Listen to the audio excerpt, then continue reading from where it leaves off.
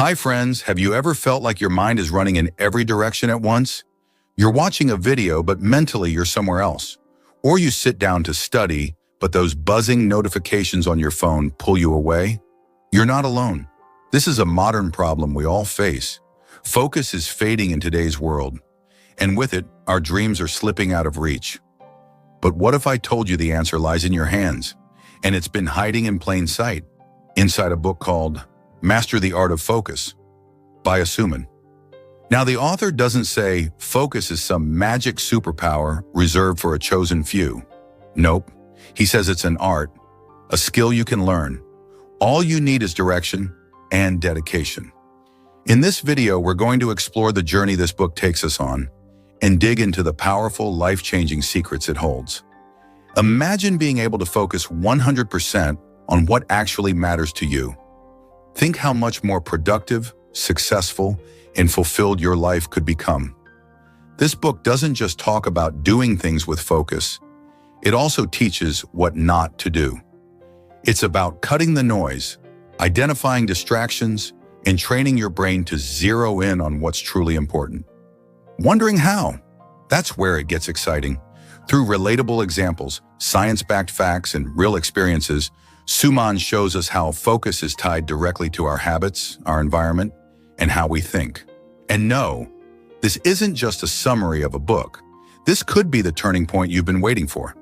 If you're ready to learn how to lock in on your goals and build unshakable focus, stick with me to the end, because we're just getting started. Chapter 1: The Power of Focus, the Key to Success. Picture this. It's a peaceful morning. The sun is gently peeking through your window. You've got your cup of tea and a long to-do list in front of you. But the moment you begin your day, your attention drifts. A notification pings. A random memory distracts you. Sound familiar? Now ask yourself, if you could focus your energy and thoughts in one single direction, what could you accomplish? This chapter opens with that exact idea. Focus isn't just a habit, it's an art, one that can completely shift the direction of your life. When you truly learn to focus, you unlock a kind of magic. You tap into your hidden potential. And this isn't just about work, it's about giving your life direction and control. Suman uses the example of an archer. Without a clear target, their arrow is pointless. But when the archer concentrates all their energy on one goal bullseye, we're all like that archer.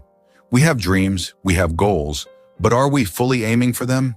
Often no, because our mind is like a restless child constantly pulled toward distractions. In today's hyper-connected world, everything is fighting for your attention in social media, endless notifications, non-stop noise. But true success, it lies in cutting through all of that and locking in. And here's where it gets deep. Focus doesn't just give you results, it brings peace. It gives you clarity. It connects you with what truly matters. Suman recommends two powerful techniques. Meditation, to quiet the noise and channel your energy. To mindfulness, to stay present and deeply experience each moment. Focus isn't just a nice to have, it's the foundation of growth, self-awareness, and success. Once you learn to control it, it's like holding the keys to your own life. Chapter 2: The Trap of Distraction.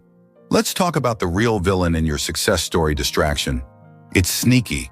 It doesn't make a sound, it doesn't knock, but it walks right in, steals your time, your focus, and slowly, your dreams. Have you noticed how a quick scroll on your phone turns into 30 minutes? Or how checking one notification leads to 10 more? This isn't just wasted time, it chips away at your energy, your discipline, even your creativity. Suman calls this the dopamine trap. Here's how it works. Every time you do something that feels instantly good, like watching a reel or scrolling social media, your brain releases dopamine, the feel-good chemical. It's like a hit of sugar for your mind. But here's the problem. Dopamine is addictive. The more you get it, the more you want it. So you keep reaching for your phone. And what starts as one small distraction turns into a web you can't escape. Want to break free? Step 1. Awareness. You need to track your time. Where is it really going? What's pulling your attention away? Distraction always has a trigger. Maybe it's a notification, boredom, or even lack of interest in what you're doing. Find your triggers. Ask yourself, is this helping me get closer to my goal or pulling me away?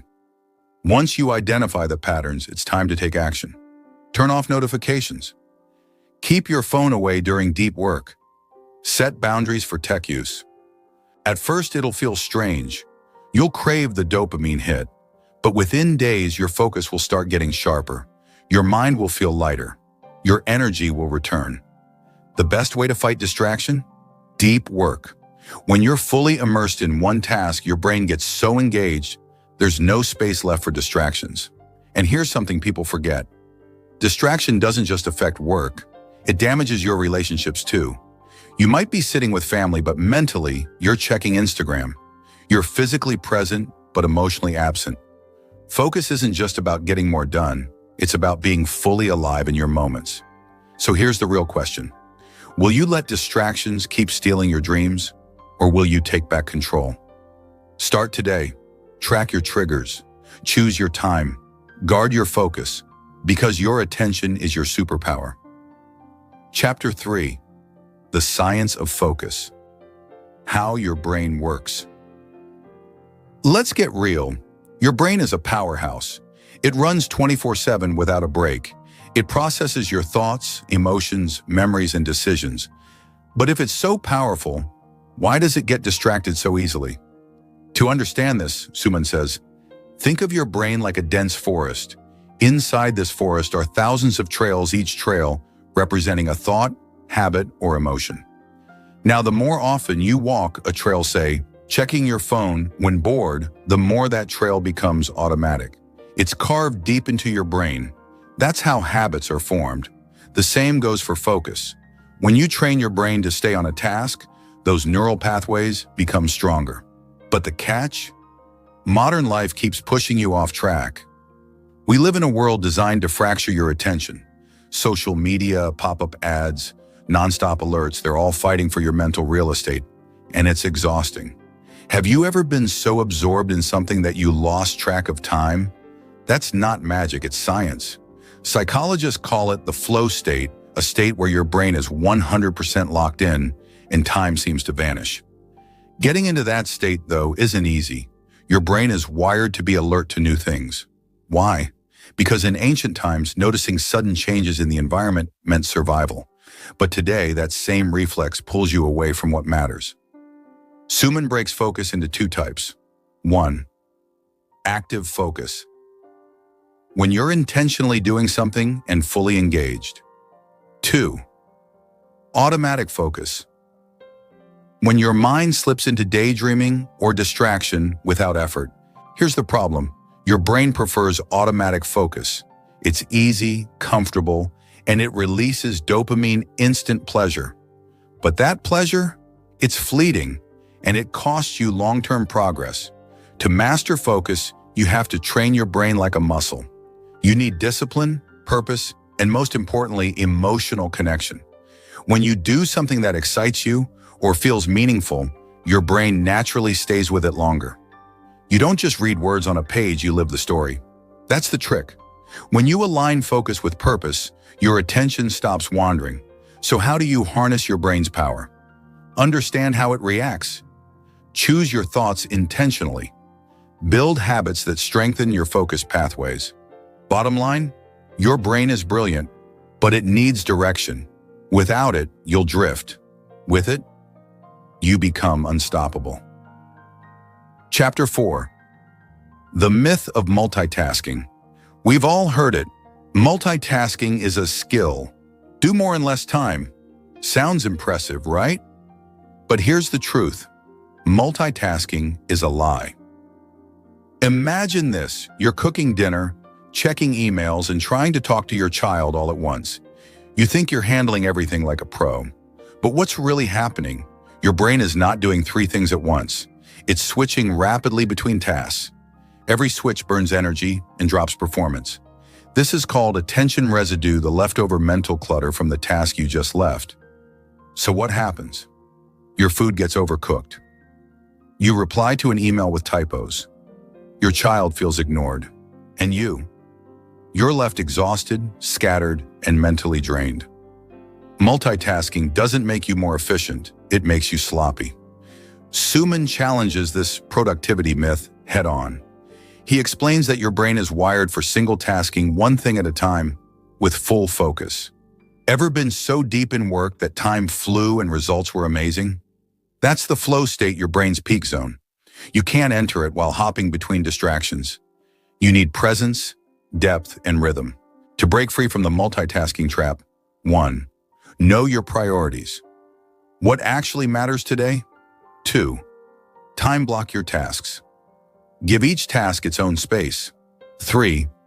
Turn off interruptions. One task, full attention. Suman shares a touching story of a father who was always busy. His son felt left out. One day, the father made a change. He turned off his phone, cleared his schedule, and gave his child his undivided attention. What followed wasn't just a stronger bond. It was a wake-up call. Being present isn't just important for work. It's crucial for relationships, mental health, and self-respect. Multitasking steals your best energy. Focused work gives it back. If you want better results, deeper satisfaction, and real success, ditch the multitasking myth. Embrace the power of doing one thing really well. Chapter 5. Mindful Techniques to Maintain Focus. Let's face it, staying focused isn't easy. Whether it's work, study, or even a conversation with someone you care about, your mind keeps drifting. You're physically there, but mentally 1,000 miles away. That's where mindfulness comes in. Suman introduces mindfulness not just as a technique, but as a way of being. It's not about controlling your thoughts, it's about becoming fully aware of them. It's about being present. Think of your mind like a calm lake. On a peaceful day, it's still, but a gust of wind, a notification, a worry, a memory stirs it into ripples. Mindfulness teaches you to keep the lake still, even when the wind blows. How? Start with something simple, your breath. When your mind wanders, pause. Take a slow, deep breath. Feel the air fill your lungs. Exhale. That breath is an anchor. It brings you back to now.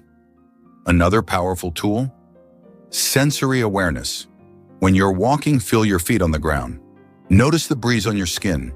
Hear the birds, the rustle of trees. The more aware you are of your senses, the less power your distractions have. And here's a big one. Stop judging your thoughts. Your mind will wander. That's natural. Don't fight it. Don't label it. Just notice it and gently return. The goal isn't perfection, it's presence. Mindfulness isn't just a focus tool, it's a clarity tool. It helps you manage emotions, reduce stress, think clearly, and show up fully in every moment. Let's say you're working on a big presentation, but every few minutes you glance at your phone, your inbox, the news. Mindfulness helps you recognize that distraction not with frustration, but with curiosity. You ask yourself, why am I drifting? And then, what truly matters right now? That's powerful. That's control. When you make mindfulness a habit, even 10 minutes a day, it strengthens your mental muscles. It gives you back your calm, your clarity, and your control. So if you want to focus better, live better, and feel more in tune with yourself, don't just learn mindfulness. Live it. Chapter 6. Focusing in the Digital Age. Let's be honest, we live with our screens. The first thing we reach for in the morning? Our phone. The last thing we check before bed? Our phone. We're not just using technology, we're surrounded by it, dependent on it, distracted by it. And the result? Our focus is fractured, our peace fading. In this chapter, Suman gets real about the cost of living in the digital era and how to take your mind back. Think about it. Every ping, every buzz, every like, message, or reel, it pulls you away from what's real. Slowly, your attention span shrinks, your thoughts scatter. You can't even sit still without checking something. Here's the catch: you don't need to delete your apps or throw away your phone. You just need to use tech on your terms. Start small. Pick a task.